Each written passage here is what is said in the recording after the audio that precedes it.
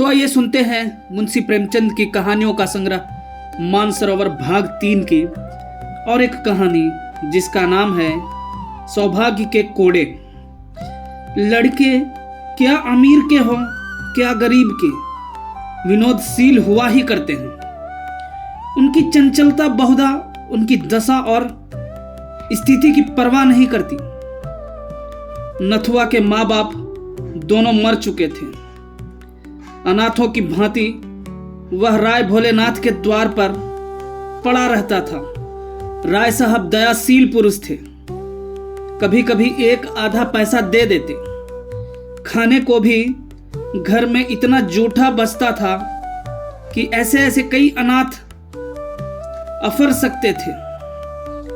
पहनने को भी उनके लड़कों के उतारे मिल जाते थे। इसलिए नथुआ अनाथ होने पर भी दुखी नहीं था। राय साहब ने उसे एक ईसाई के पंजे से छुड़ाया था। इन्हें इसकी परवाह ना हुई कि मिशन में उसकी शिक्षा होगी, आराम से रहेगा। उन्हें यह मंजूर था कि वह हिंदू रहे। अपने घर के जूठे भोजन को वह मिशन के भोजन से कहीं पवित्र समझते थे। उनके कमरों की सफाई मिशन की पाठशाला की पढ़ाई से कहीं बढ़कर थी। हिंदू रहे चाहे जिस दशा में रहे। ईसाई हुआ तो फिर सदा के लिए हाथ से निकल गया। नथुआ को बस राय साहब के बंगले में झाड़ू लगा देने के सिवाय और कोई काम न था। भोजन करके खेलता फिरता था। कर्मानुसार ही उसकी वर्ण व्यवस्था भी हो गई। घर के अन्य नौकर चाकर उसे भंगी कहते थे और नथुआ को इसमें कोई ऐतराज न होता था। नाम की स्थिति पर क्या असर पड़ सकता है, इसकी उस गरीब को कुछ खबर न थी।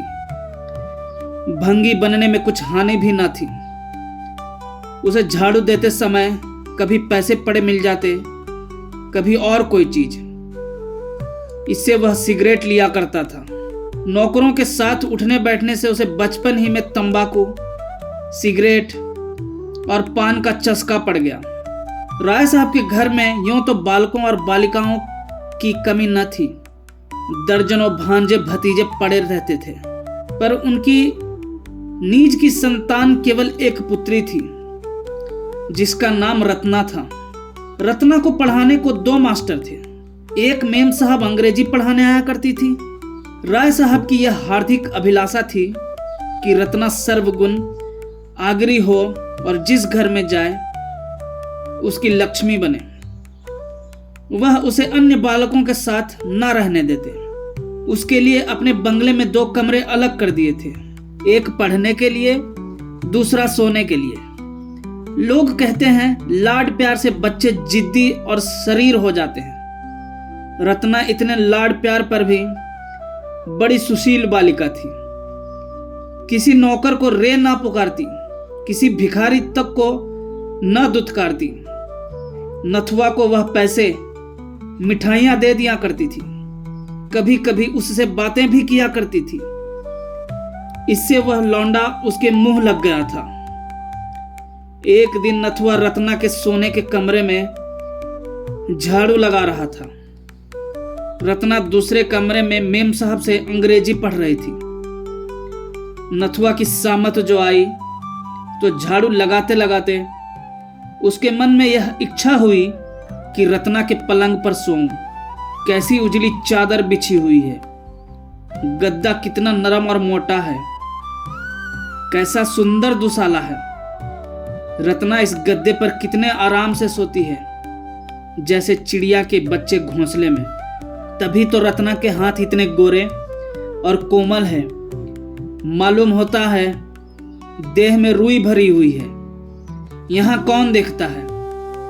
यह सोचकर उसने पैर फर्श से पोंछे और चटपट पलंग पर आकर लेट गया और दुसाला ओढ़ लिया। गर्व और आनंद से उसका हृदय पुलकित हो गया। वह मारे खुशी के 2-3 बार पलंग पर उछल पड़ा। उसे ऐसा मालूम हो रहा था मानो मैं रुई में लेटा हूं। जिधर करवट लेता था देह अंगुल भर नीचे धंस जाती थी। यह स्वर्गीय सुख मुझे कहाँ नसीब।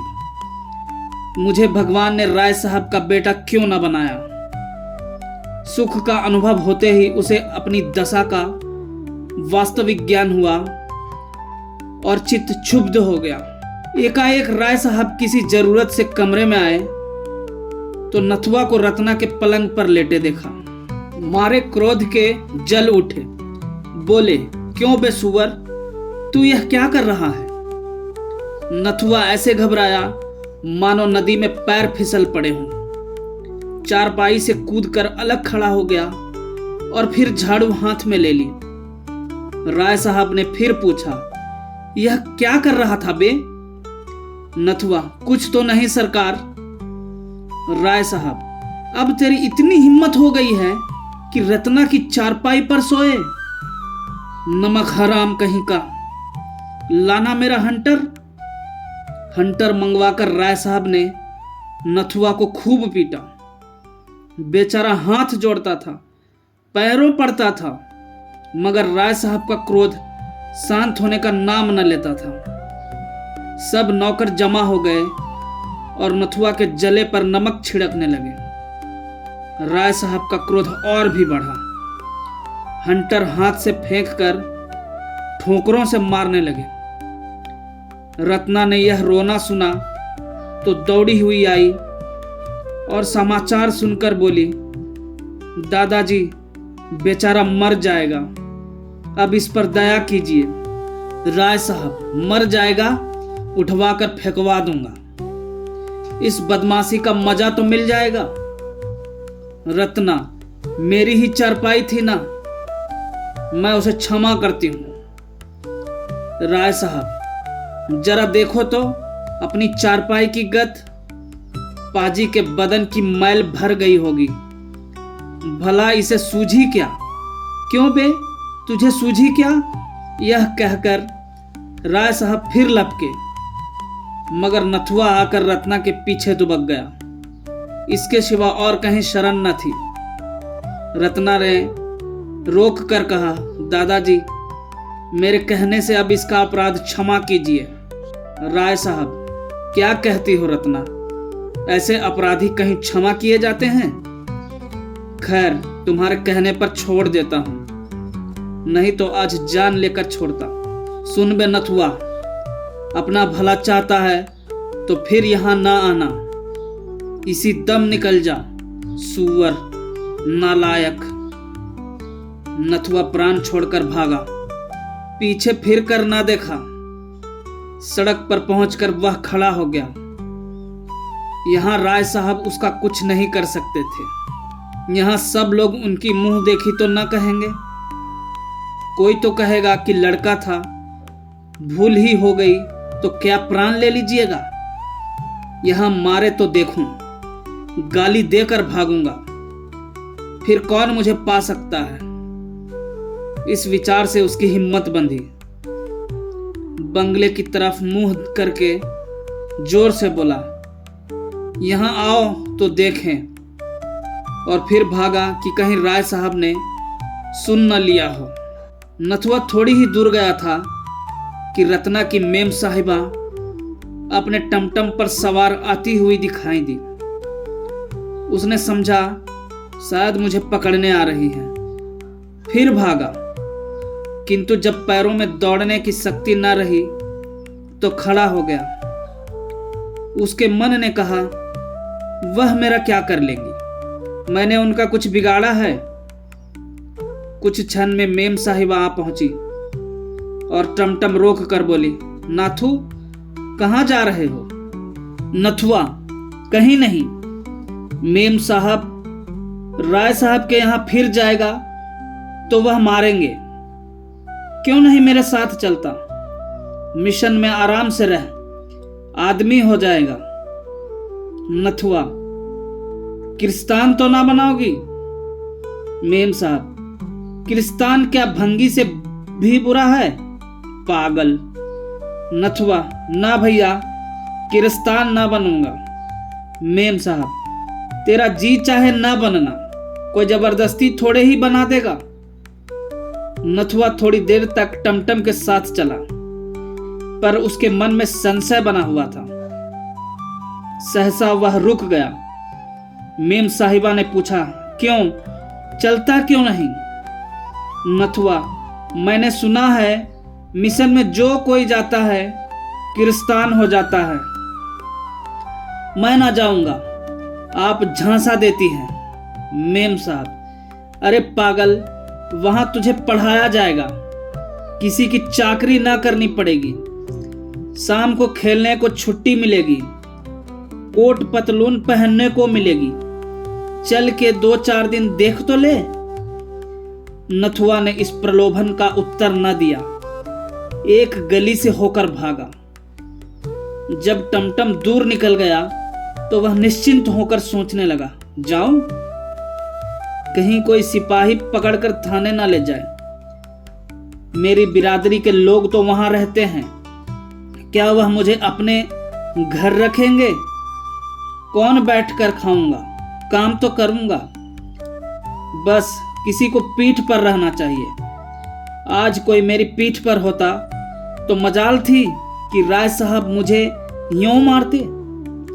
सारी बिरादरी जमा हो जाती, घेर लेती, घर की सफाई बंद हो जाती, कोई द्वार पर झाड़ू तक न लगाता, सारी राय साहबी निकल जाती। यह निश्चय करके वह घूमता फिरता भंगियों के मोहल्ले पहुंचा। शाम हो गई थी। कई भंगी एक पेड़ के नीचे चटाइयों पर बैठे शहनाइयां और तबला बजा रहे थे। वह नित्य इसका अभ्यास करते थे, यह उनकी जीविका थी। गान विद्या की यहाँ जितनी छीछा लेदर हुई है उतनी और कहीं ना हुई होगी। नथुआ जाकर वहां खड़ा हो गया। उसे बहुत ध्यान से सुनते देखकर एक भंगी ने पूछा, कुछ गाता है? नथुआ, अभी तो नहीं गाता, फिर सिखा दोगे तो गाने लगूंगा। भंगी, बहाना मत कर, बैठ, कुछ गाकर सुना, मालूम तो हो कि तेरे गला भी है या नहीं। गला ही ना होगा तो क्या कोई सिखाएगा? नथुआ मामूली बाजार के लड़कों की तरह कुछ न कुछ गाना जानता ही था। रास्ता चलता तो कुछ न कुछ गाने लगता था। तुरंत गाने लगा। उस्ताद ने सुना, जौहरी था, समझ गया यह कांच का टुकड़ा नहीं।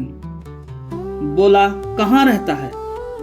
नथुआ ने अपनी राम कहानी सुनाई। परिचय हो गया, उसे आश्रय मिल गया और विकास का वह अवसर मिल गया जिसने उसे भूमि से आकाश पर पहुंचा दिया। 3 साल उड़ गए।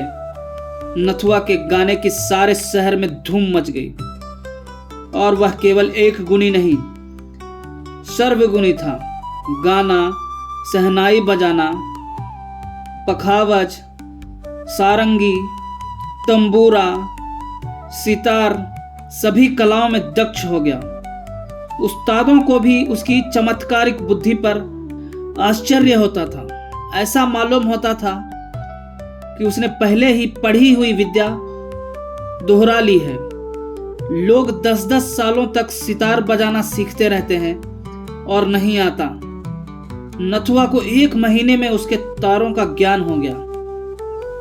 ऐसे कितने ही रत्न पड़े हुए हैं जो किसी पारखी से भेंट ना होने के कारण मिट्टी में मिल जाते हैं।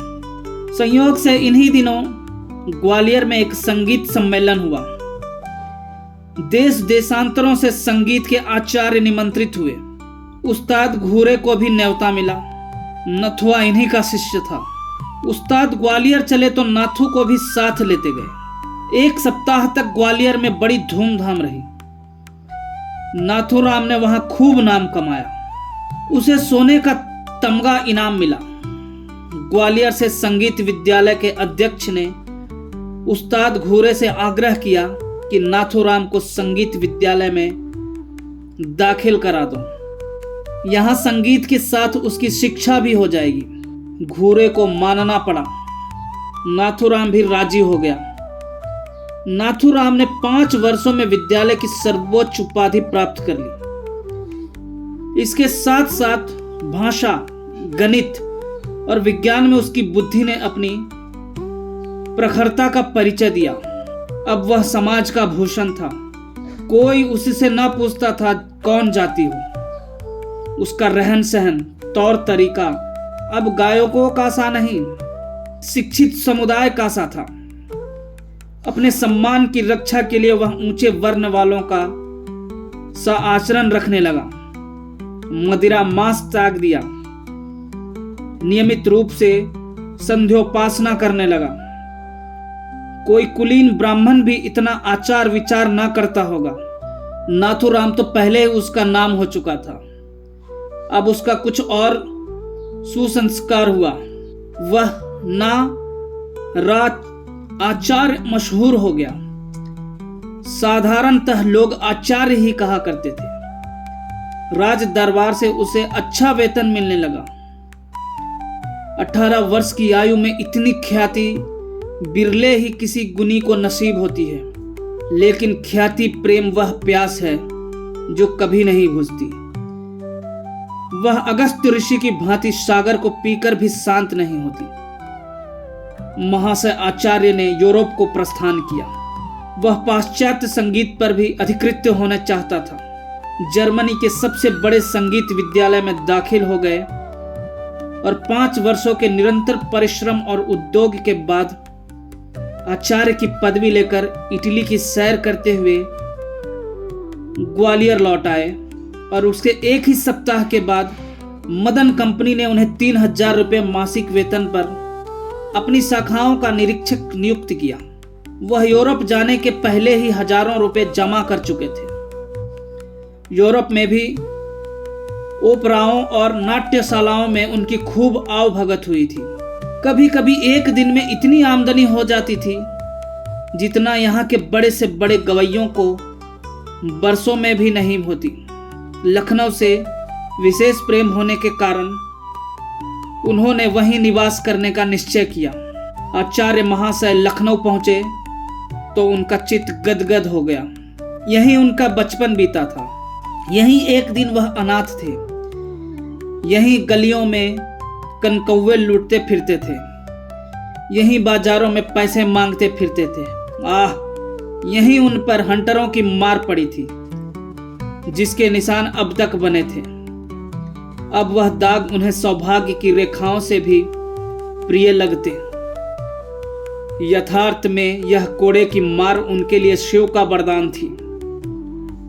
राय साहब के प्रति अब उनके दिल में क्रोध या प्रतिकार का लेस मात्र भी न था। उनकी बुराइयां भूल गई थी, भलाइयां याद रह गई थी और रत्ना तो उन्हें दया और वात्सल्य की मूर्ति से याद आती। विपत्ति पुराने घावों को बढ़ाती है, संपत्ति उन्हें भर देती है। गाड़ी से उतरे तो छाती धड़क रही थी। 10 वर्ष का बालक 23 वर्ष का जवान शिक्षित भद्र युवक हो गया था। उसकी मां भी उसे देखकर न कह सकती कि यही मेरा नथुआ है। लेकिन उनकी काया पलट की अपेक्षा नगर की काया पलट और भी विस्मयकारी थी। यह लखनऊ नहीं, कोई दूसरा ही नगर था। स्टेशन से बाहर निकलते ही देखा कि शहर के कितने ही छोटे बड़े आदमी उनका स्वागत करने को खड़े हैं। उनमें एक युवती रमणी थी जो रत्ना से बहुत मिलती थी। लोगों ने उससे हाथ मिलाया और रत्ना ने उनके गले में फूलों का हार डाल दिया। यह विदेश में भारत का नाम रोशन करने का पुरस्कार था। आचार्य के पैर डगमगाने लगे।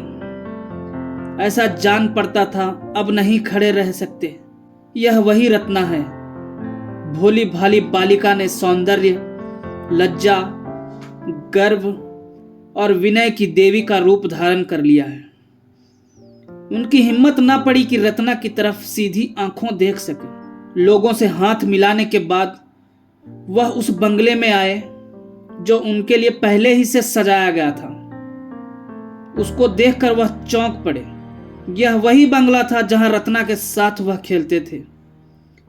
सामान भी वही था, तस्वीरें वही, कुर्सियां और मेजें वही, शीशे के आलात वही, यहां तक कि फर्श भी वही था। उसके अंदर कदम रखते हुए आचार्य महाशय के हृदय में कुछ वही भाव जागृत हो रहे थे जो किसी देवता के मंदिर में जाकर धर्मपरायण हिंदू के हृदय में होते हैं। वह रत्ना के शयनागार में पहुंचे तो उनके हृदय में ऐसी ऐंठन हुई कि आंसू बहने लगे। यह वही पलंग है, वही बिस्तर और वही फर्श। उन्होंने अधीर होकर पूछा, यह किसका बंगला है? कंपनी का मैनेजर साथ था। बोला, एक राय भोलेनाथ हैं, उन्हीं का है। आचार्य, राय साहब कहाँ गए? मैनेजर, खुदा जाने कहाँ चले गए। यह बंगला कर्ज की इल्लत में नीलाम हो रहा था। मैंने देखा हमारे थिएटर से करीब है। अधिकारियों से खतो किताबत की और इसे कंपनी के नाम खरीद लिया। 40,000 में यह बंगला सामान समेत लिया गया है। आचार्य, मुफ्त मिल गया? तुम्हें राय साहब की कुछ खबर नहीं? मैनेजर, सुना था कि कहीं तीर्थ करने गए थे, खुदा जाने लौटे या नहीं। आचार्य महाशय जब शाम को सावधान होकर बैठे तो एक आदमी से पूछा, क्यों जी, उस्ताद घोरे का भी हाल जानते हो? उनका नाम बहुत सुना है। आदमी ने सकरुण भाव से कहा, खुदाबंद, उनका हाल कुछ न पूछिए। शराब पीकर घर आ रहे थे, रास्ते में बेहोश होकर सड़क पर गिर पड़े। उधर से एक मोटर लारी आ रही थी, ड्राइवर ने देखा नहीं, लारी उनके ऊपर से निकल गई। सुबह को लाश मिली। खुदाबंद अपने फन में एक था, अब उसकी मौत से लखनऊ वीरान हो गया। अब ऐसा कोई नहीं रहा जिस पर लखनऊ को घमंड हो। नथुआ नाम के एक लड़के को उन्होंने कुछ सिखाया था और उससे हम लोगों को उम्मीद थी कि उस्ताद का नाम जिंदा रखेगा, पर वह यहां से ग्वालियर चला गया, फिर पता नहीं कि कहां गया। आचार्य महाशय के प्राण सूखे जाते थे कि अब बात खुली, अब खुली। दम रुका हुआ था जैसे कोई तलवार लिए सिर पर खड़ा हो। बारे कुशल हुई, घड़ा चोट खाकर भी बच गया। आचार्य महाशय उस घर में रहते थे, किंतु उसी तरह जैसे कोई नई बहू अपने ससुराल में रहे। उनके हृदय से पुराने संस्कार न मिटते थे। उनकी आत्मा इस यथार्थ को स्वीकार न करती कि अब यह मेरा घर है। वह जोर से हंसते तो सहसा चौंक पड़ते। मित्रगण आकर शोर मचाते तो उन्हें एक अज्ञात शंका होती थी। लिखने पढ़ने के कमरे में शायद वह सोते तो उन्हें रात भर नींद न आती। यह ख्याल दिल में जमा हुआ था कि यह पढ़ने लिखने का कमरा है। बहुत अच्छा होने पर भी वह पुराने सामान को बदल ना सकते थे, और रत्ना के शयनागार को तो उन्होंने फिर कभी नहीं खोला। वह ज्यों का त्यों बंद पड़ा रहता था। उसके अंदर जाते हुए उनके पैर थरथराने लगते थे। उस पलंग पर सोने का ध्यान ही उन्हें नहीं आया। लखनऊ में कई बार उन्होंने विश्वविद्यालय में अपने संगीत नैपुण्य का चमत्कार दिखाया। किसी राजा रईस के घर अब वह गाने ना जाते थे, चाहे कोई उन्हें लाखों रुपये ही क्यों न दे। यह उनका प्रण था। लोग उनका अलौकिक गान सुनकर अलौकिक आनंद उठाते थे। एक दिन प्रातःकाल आचार्य महाशय संध्या से उठे थे कि राय भोलेनाथ उनसे मिलने आए।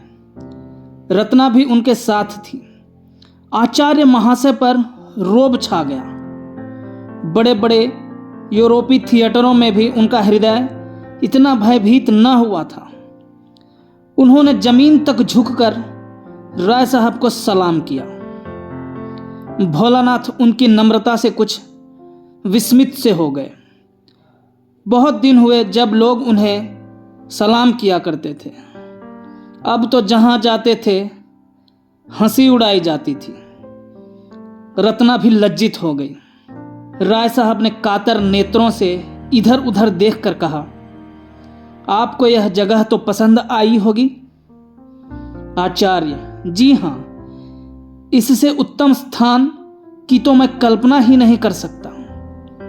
भोलानाथ, यह मेरा ही बंगला है। मैंने ही इसे बनवाया और मैंने ही इसे बिगाड़ भी दिया। रत्ना ने झेपते हुए कहा, दादाजी, इन बातों से क्या फायदा?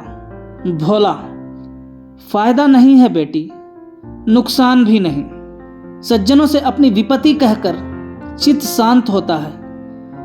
महाशय, यह मेरा ही बंगला है, या यूं कहिए कि था। 50,000 सालाना इलाके से मिलते थे।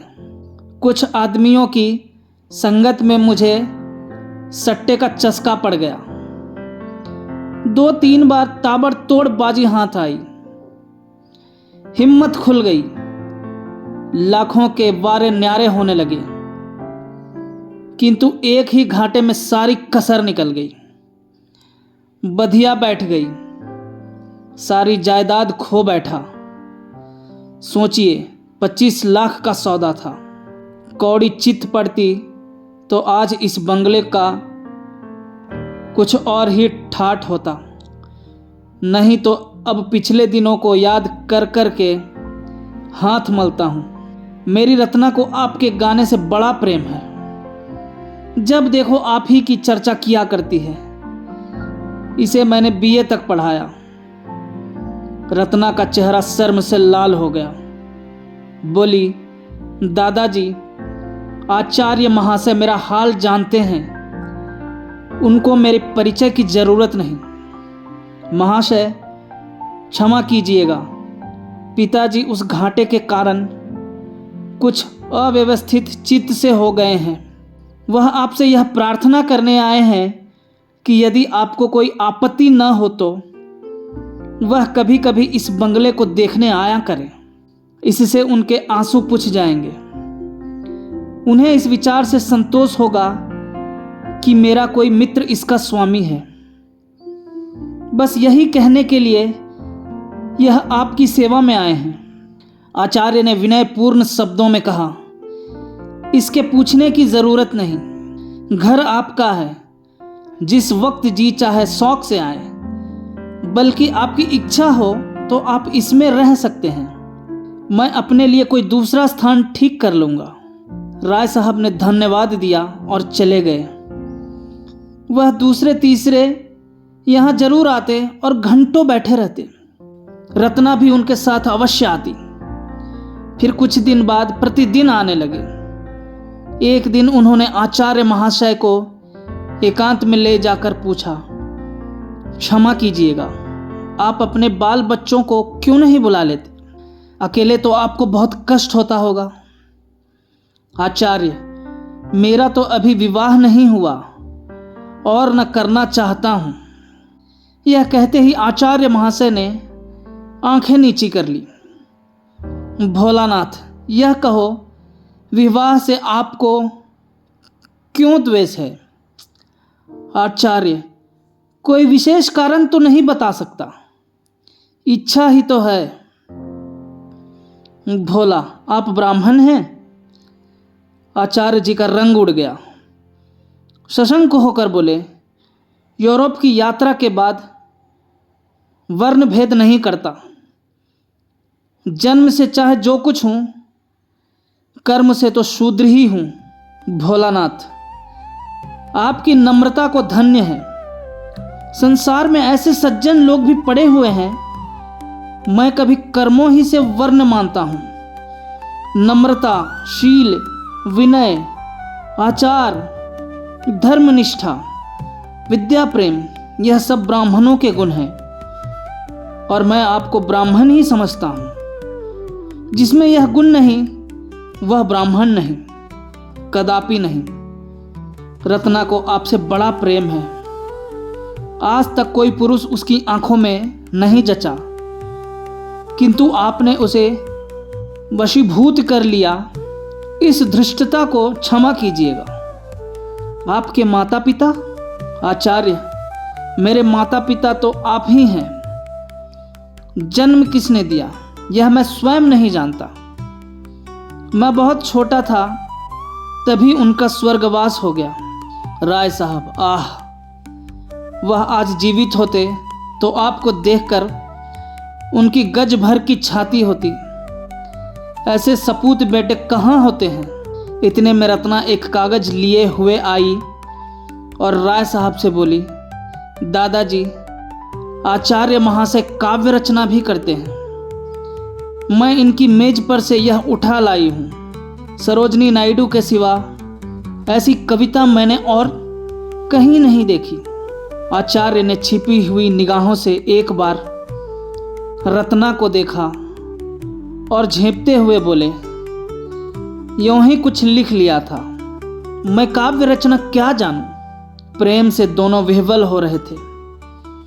रत्ना गुणों पर मोहित थी, आचार्य उसके मोह के वशीभूत थे। अगर रत्ना उनके रास्ते में ना आती तो कदाचित वह उससे परिचित भी न होते। किंतु प्रेम की फैली हुई बाहों का आकर्षण किस पर ना होगा। ऐसा हृदय कहाँ है जिसे प्रेम जीत न सके। आचार्य महाशय बड़ी दुविधा में पड़े हुए थे। उनका दिल कहता था, जिस क्षण रत्ना पर मेरी असलियत खुल जाएगी उसी क्षण वह मुझसे सदैव के लिए मुंह फेर लेगी। वह कितनी ही उदार हो, जाति के बंधन को कितना ही कष्टमय समझती हो, किंतु उस घृणा से मुक्त नहीं हो सकती जो स्वभावतः मेरे प्रति उत्पन्न होगी। मगर इस बात को जानते हुए भी उनकी हिम्मत न पड़ती थी कि अपना वास्तविक स्वरूप खोलकर दिखा दे। आह, यदि घृणा ही तक होती तो कोई बात न थी, मगर उसे दुख होगा, पीड़ा होगी, उसका हृदय विदीर्ण हो जाएगा। उस दशा में ना जाने क्या कर बैठे। उसे इस अज्ञात दशा में रखते हुए प्रणय पाश को दृढ़ करना उन्हें परले सिरे की नीचता प्रतीत होती थी।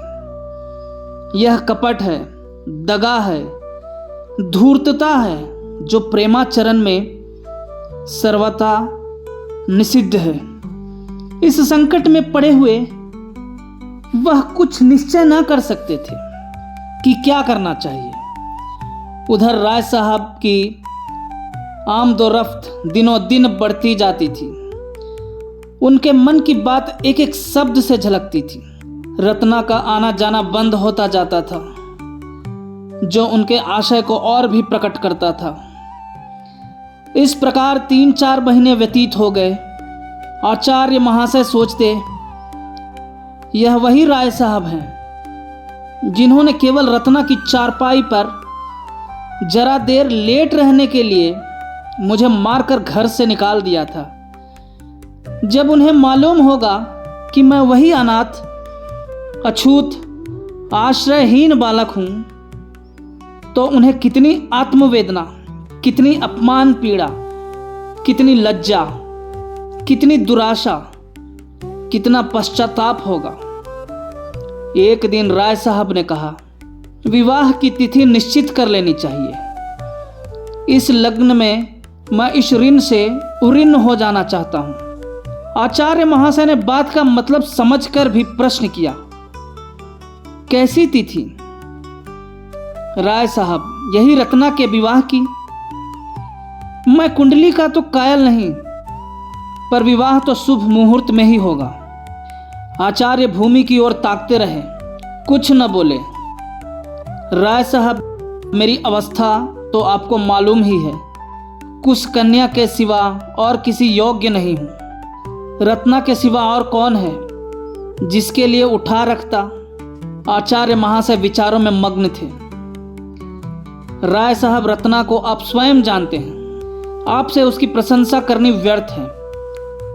वह अच्छी है या बुरी है, उसे आपको स्वीकार करना पड़ेगा। आचार्य महाशय की आंखों से आंसू बह रहे थे। राय साहब, मुझे पूरा विश्वास है कि आपको ईश्वर ने उसी के लिए यहां भेजा है। मेरी ईश्वर से यही याचना है कि तुम दोनों का जीवन सुख से कटे। मेरे लिए इससे ज्यादा खुशी की और कोई बात नहीं हो सकती। इस कर्तव्य से मुक्त होकर इरादा है कुछ दिन भागवत भजन करूं। गौण रूप से आप ही उस फल के भी अधिकारी होंगे।